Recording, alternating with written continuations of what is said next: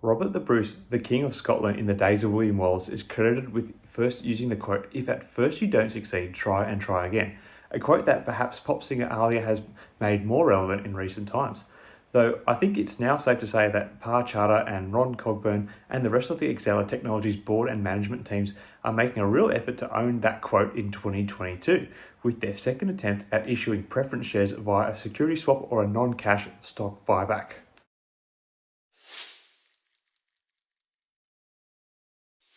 Hi again everyone, I hope you're all doing really well. So Exela Technologies, ticker symbol XELA or XELA, regular stock and preference shares both had a bit of a shot in the arm where they gained about 10% during Monday's regular session on the news that XELA was again attempting a non-cash share buyback where 20 regular XELA stock could be exchanged for one XELA-P preference share.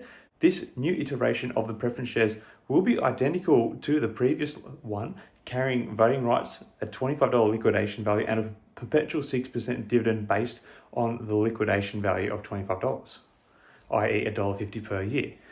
Now, I have previously covered the preference shares before in quite a bit of detail, so if there is something that you want to know about the offering that I don't mention in the video, ask in the comments and I'll try my best to answer it. Anyway, we have to start with why is Exela again offering preference shares?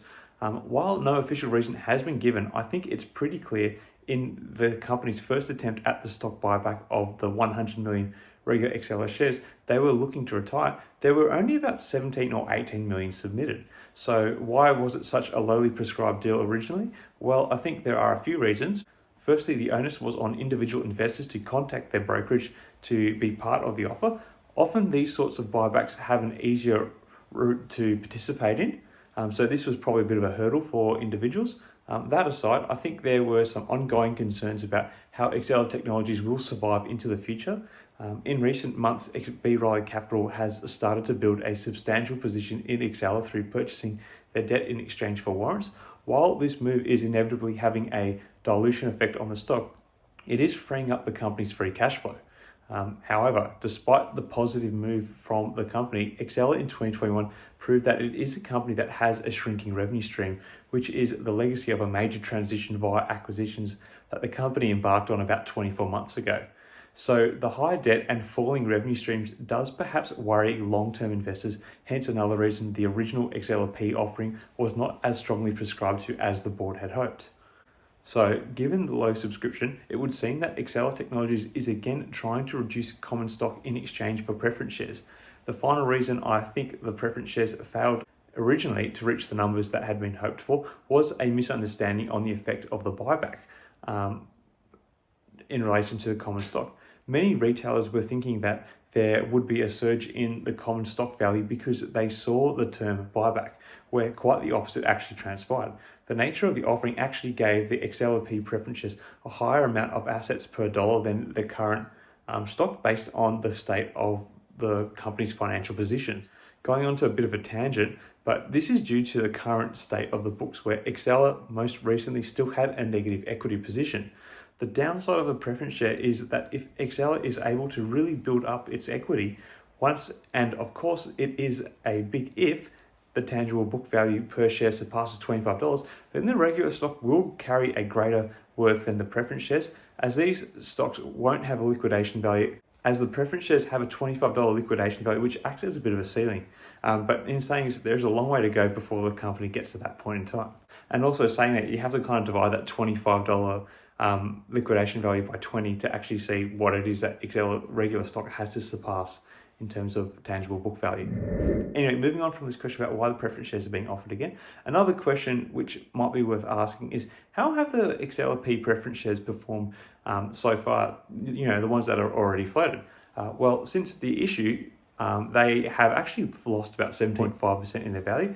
When stacked up against the regular Exela stock, they have actually performed slightly better, as the regular stock has shared by about 23.5% in the same time. This could be a reflection of the greater asset value allocation to the new preference shares at the moment. It's also probably more just a reflection on the way the market has been performing, particularly for growth stocks like Exela. The reason why XELA-P stock was not originally floated at $25 was because the company can't create value for the stock out of thin air. So the initial stock was pegged at the sum of 20 regular Exela shares at market close the day before XELA-P debuted as a listing. as this was technically what XELA-P was bought for. From what I can see, the new preference shares will also trade as XELA-P, and when they are issued, this means they will trade at whatever the current market value of the existing XELA-P shares are, which is currently $9.90. And this is because it's not a new entity that's been created. In the original offering, I did get the preference shares. What I have noticed since is that while they are tradable like any other security, due to the low number of them in circulation, the volume of trade is very small on every day. So currently there are technically less than 1 million XELA-P shares in circulation, so trading them is difficult, and I suspect that is why they have been sliding in value, as people have wanted to offload them and it's hard to find a buyer to buy at a more appreciated price. Now, if this new offer is fully prescribed to, which people who want to take part in it need to have informed their brokers before the middle of May, there will be an additional 5 million XELA-P shares in circulation, bringing the number up closer to 6 million. That's if they can get the full 100 million shares retired of the common stock. Not that I'm giving you investing advice, but if you are a dividend investor, this is actually a great opportunity, as the 6% dividend, at least at the moment, is more like 15%, as the 6% I believe is based on the $25 liquidation value. They still haven't paid a dividend yet, and I believe anyone who takes part in this offering will get any dividends from the previous iteration. Anyway, that's about all I'm going to talk about in this one.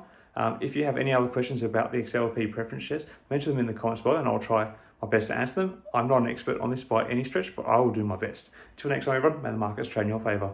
Cheers.